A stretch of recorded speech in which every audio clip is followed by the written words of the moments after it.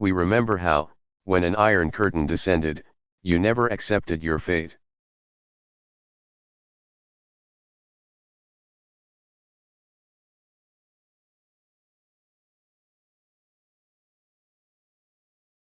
When a son of Poland ascended to the chair of St. Peter, he returned home, and here, in Warsaw,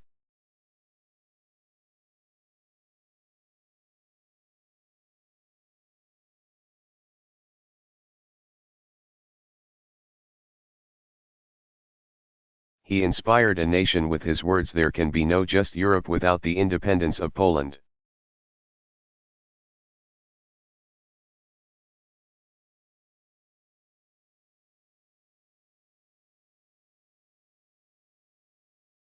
And today we give thanks for the courage of the Catholic Church and the fearless spirit of St. John Paul II.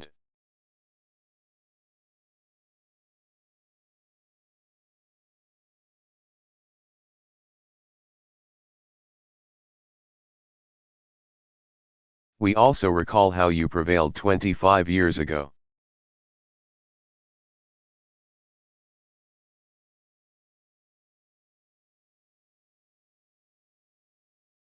In the face of beatings and bullets, you never wavered from the moral force of nonviolence.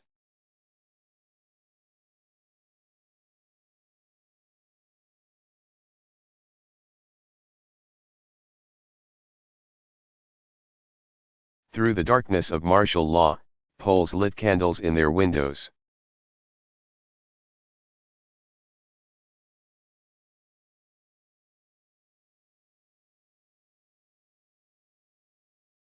When the regime finally agreed to talk, you embraced dialogue.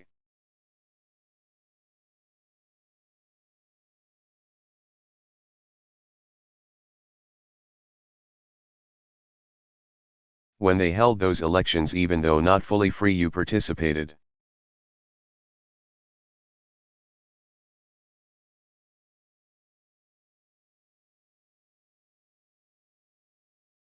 As one Solidarity leader said at the time, we decided to accept what was possible.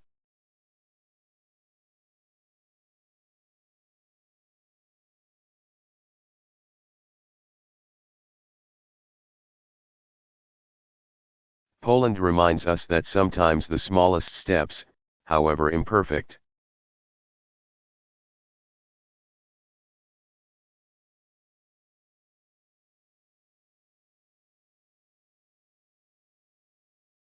can ultimately tear down walls, can ultimately transform the world.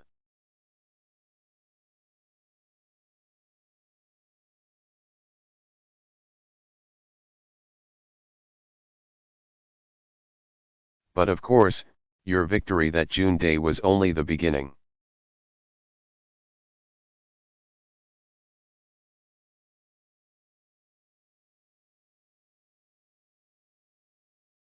For democracy is more than just elections.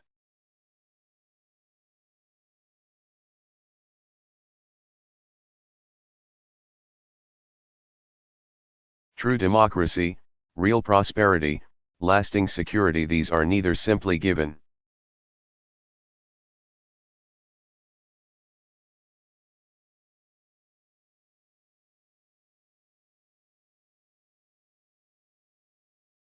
Nor imposed from the outside.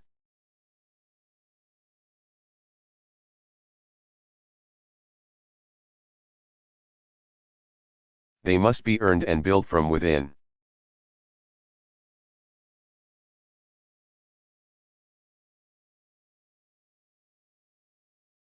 And in that age-old contest of ideas between freedom and authoritarianism,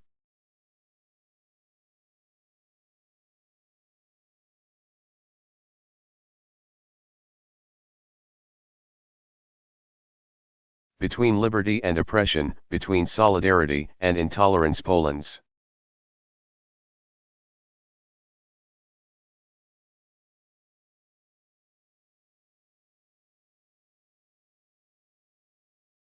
progress shows the enduring strength of the ideals that we cherish as a free people.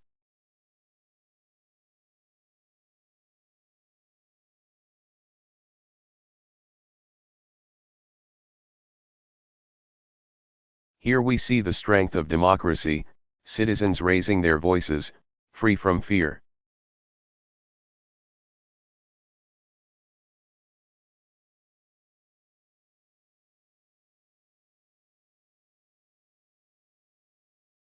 Here we see political parties competing in open and honest elections.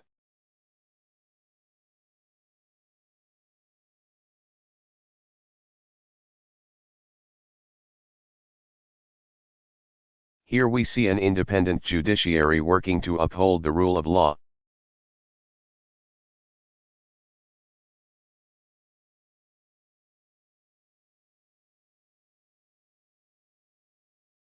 Here in Poland we see a vibrant press and a growing civil society that holds leaders.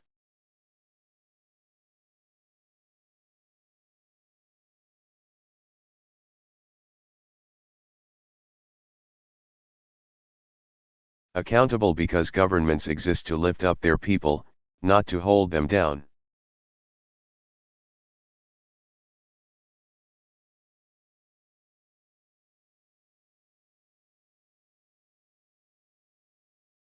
Here we see the strength of free markets and the results of hard reforms, gleaming skyscrapers soaring above the city.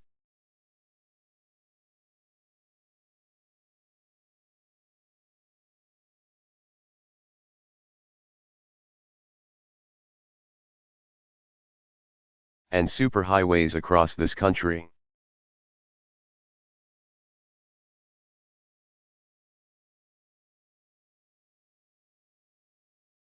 High-tech hubs and living standards that previous generations of Poles could only imagine.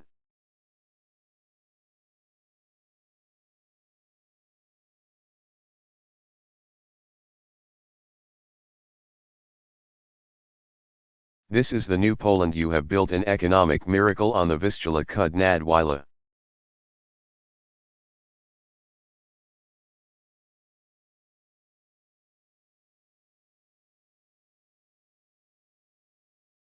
Here we see the strength of free nations that stand united.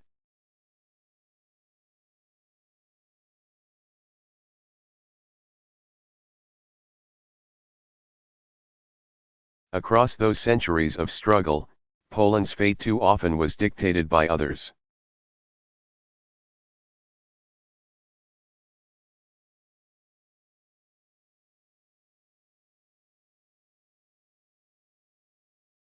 This land was invaded and conquered, carved up and occupied. But those days are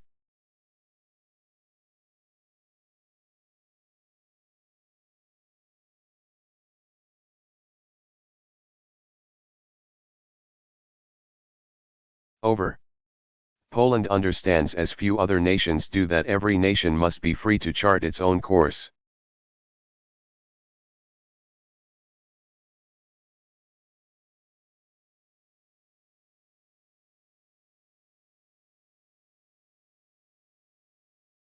To forge its own partnerships, to choose its own allies.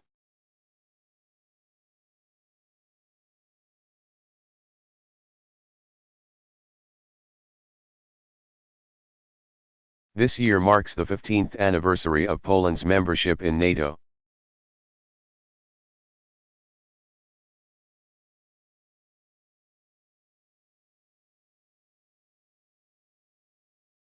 We honor Polish service in the Balkans, in Iraq, and Afghanistan.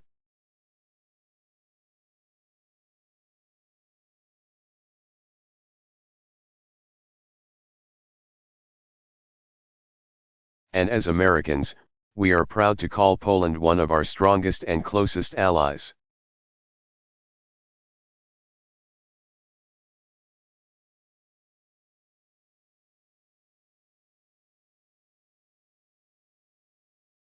This is the Poland we celebrate today.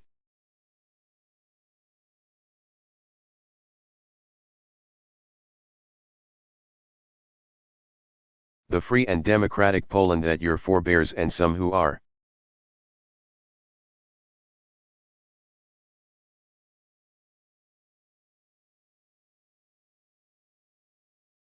here today dreamed of and fought for and, in some cases, died for.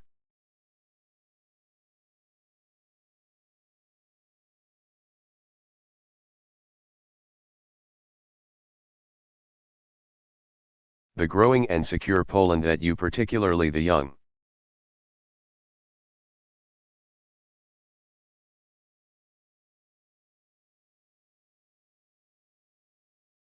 People who are here today have enjoyed for your entire lives?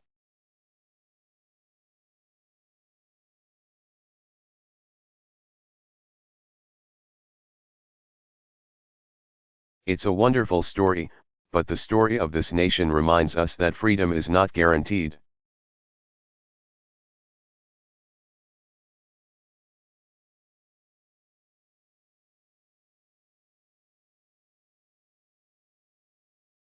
And history cautions us to never take progress for granted.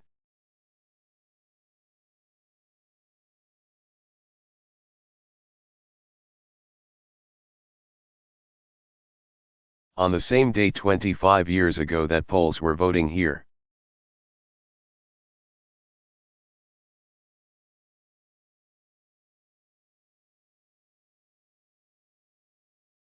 Tanks were crushing peaceful democracy protests in Tiananmen Square on the other side of the world.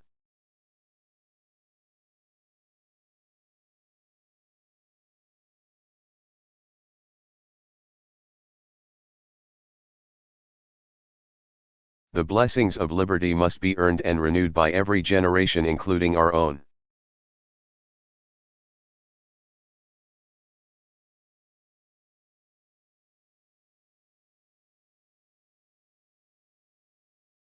This is the work to which we rededicate ourselves today.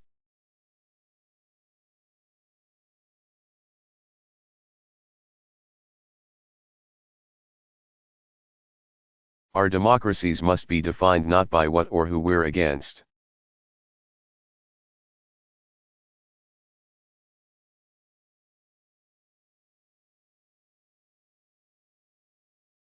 But by a politics of inclusion and tolerance that welcomes all our citizens.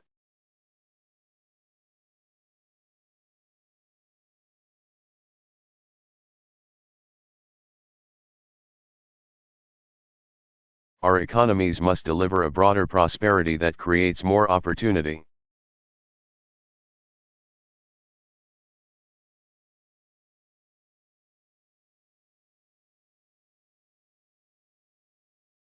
Across Europe and across the world, especially for young people.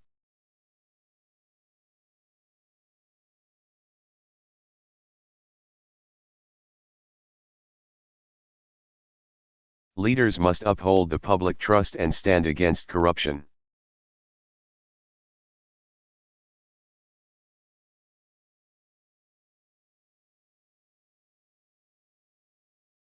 Not steal from the pockets of their own people.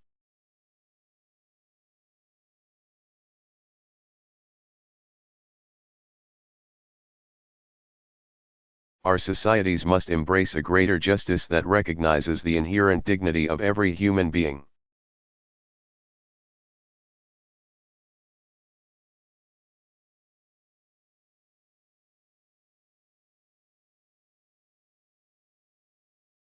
And as we've been reminded by Russia's aggression in Ukraine,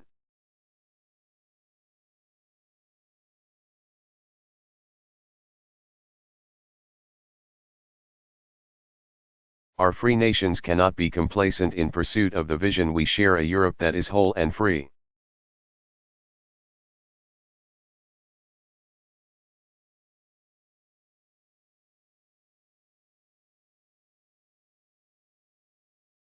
And at peace.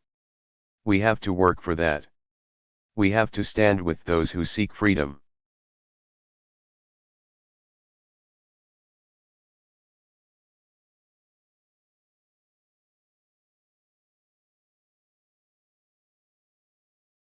I know that throughout history, the Polish people were abandoned by friends when you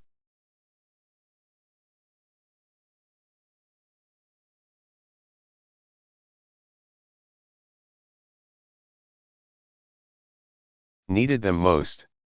So I've come to Warsaw today on behalf of the United States.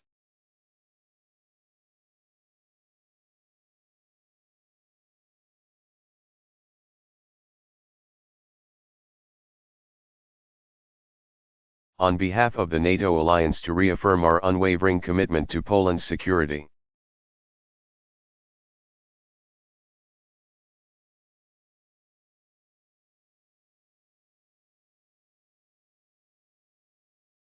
Article 5 is clear: an attack on one is an attack on all. And as allies, we have a solemn duty.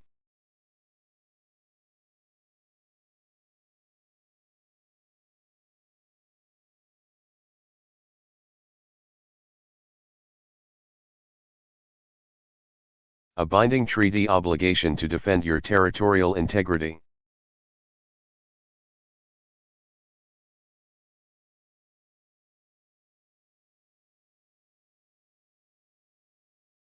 And we will.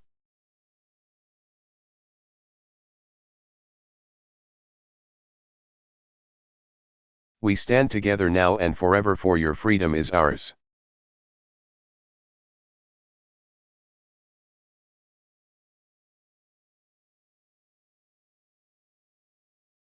Poland will never stand alone.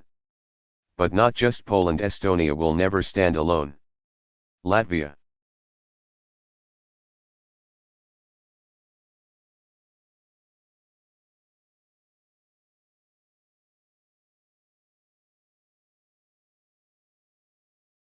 Will never stand alone. Lithuania will never stand alone. Romania will never stand alone.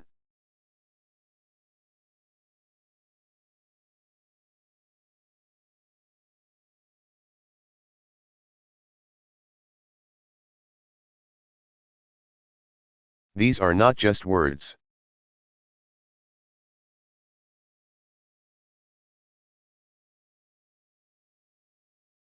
They're unbreakable commitments backed by the strongest alliance in the world and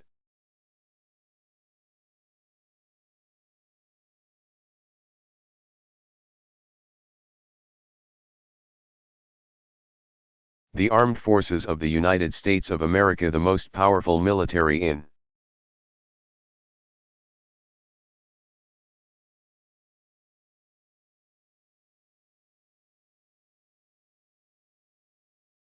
history. You see our commitment today. In NATO aircraft in the skies of the Baltics.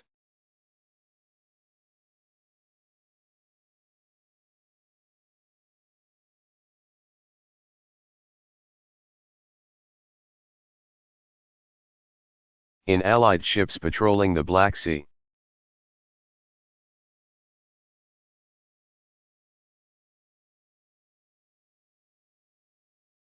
In the stepped-up exercises where our forces train together.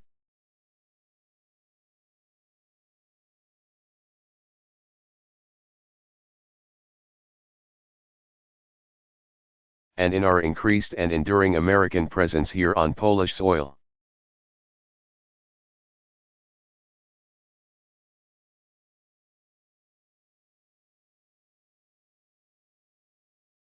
We do these things not to threaten any nation,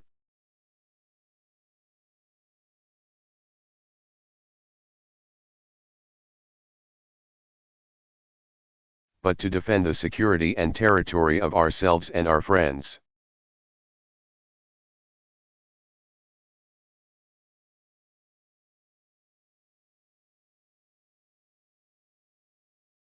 Yesterday, I announced a new initiative to bolster the security of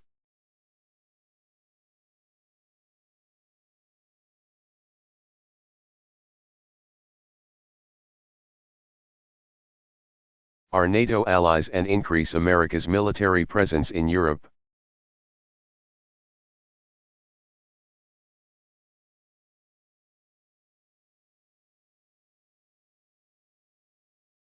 With the support of Congress, this will mean more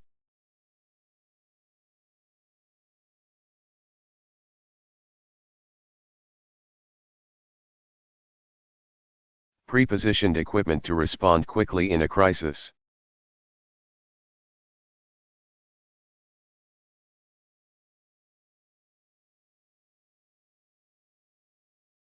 And exercises and training to keep our forces ready. Additional U.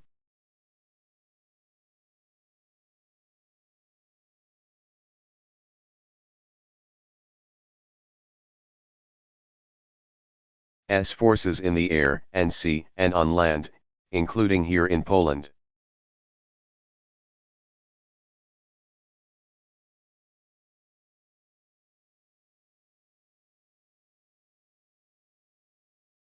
And it will mean increased support to help friends like Ukraine.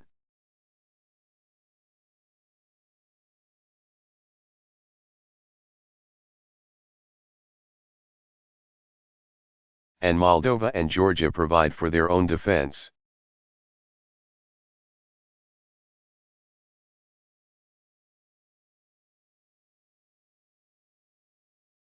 Just as the United States is increasing our commitment, so must others.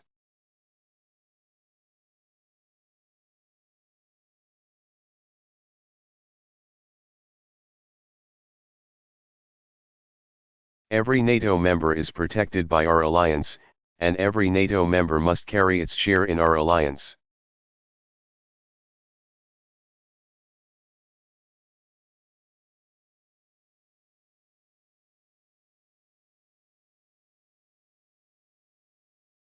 This is the responsibility we have to each other.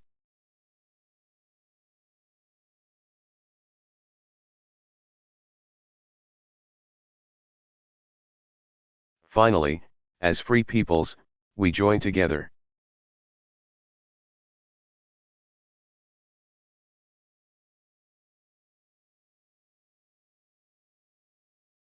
Not simply to safeguard our own security but to advance the freedom of others.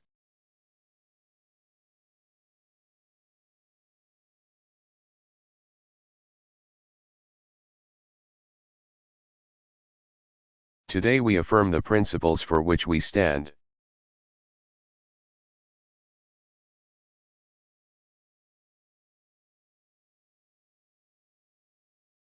We stand together because we believe that people and nations have the right to determine their own destiny.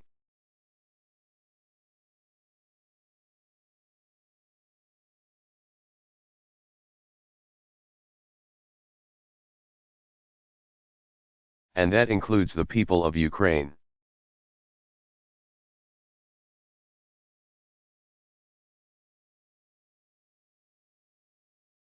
Robbed by a corrupt regime, Ukrainians demanded a government that served them.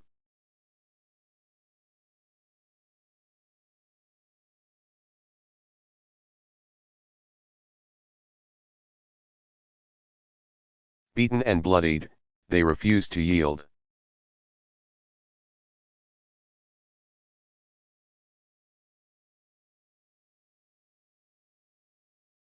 Threatened and harassed, they lined up to vote. They elected a new president in a free,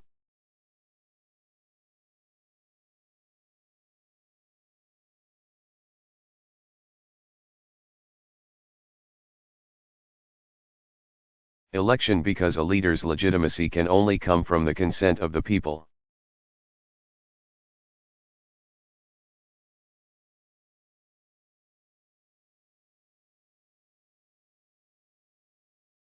Ukrainians have now embarked on the hard road of reform.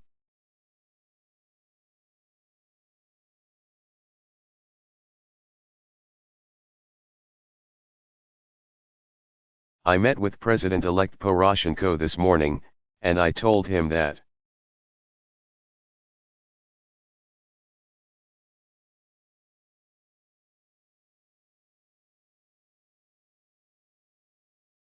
just as free nations offered support and assistance to Poland in your transition to democracy, we stand with Ukrainians now.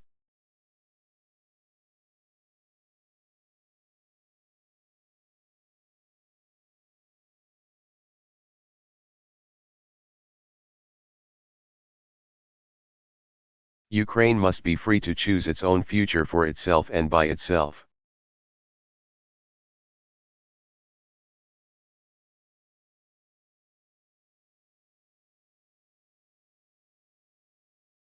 We reject the zero-sum thinking of the past. A free and independent Ukraine needs strong,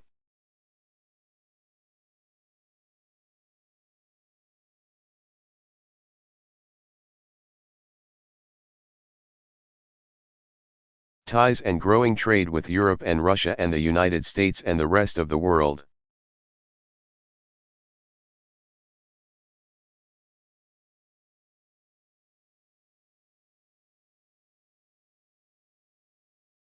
Because the people of Ukraine are reaching out for the same freedom and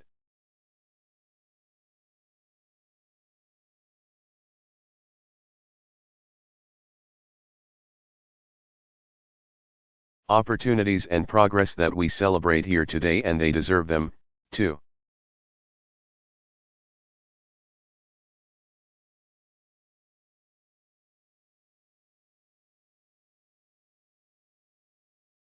We stand together because we believe that upholding peace and security is the responsibility of every nation.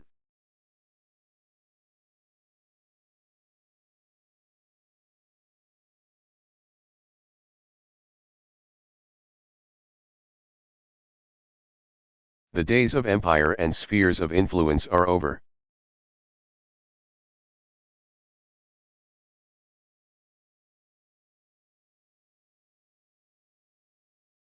Bigger nations must not be allowed to bully the small.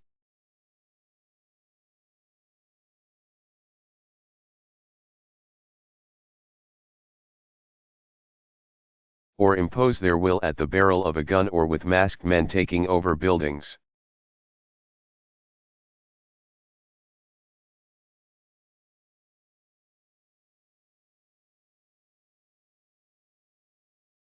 And the stroke of a pen can never legitimize the theft of a neighbor's land.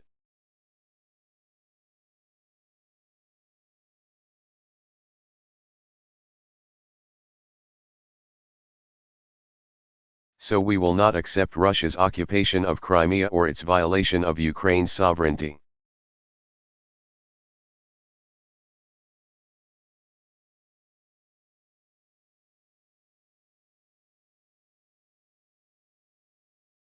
Our free nations will stand united so that further Russian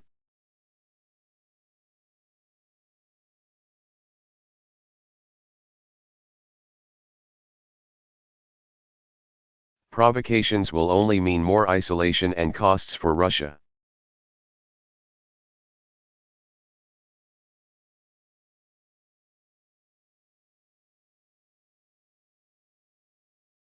Because after investing so much blood and treasure to bring Europe together,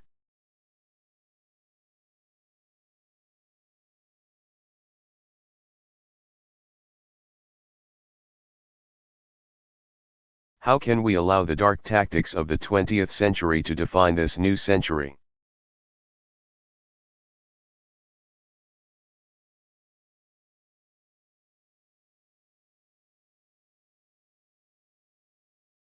We stand together because we know that the spirit of Warsaw and Budapest and Prague and Berlin stretches to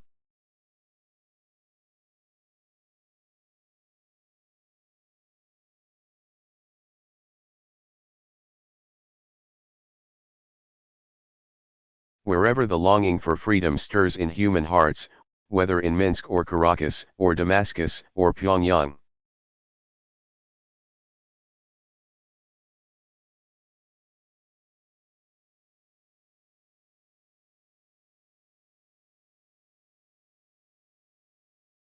Wherever people are willing to do the hard work of building democracy from Tbilisi to Tunis.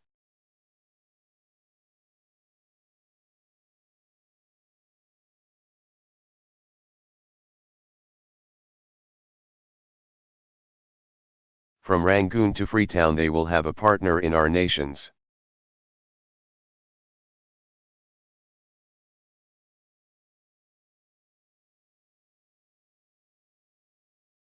For in the struggles of these citizens we recall our own struggles. In their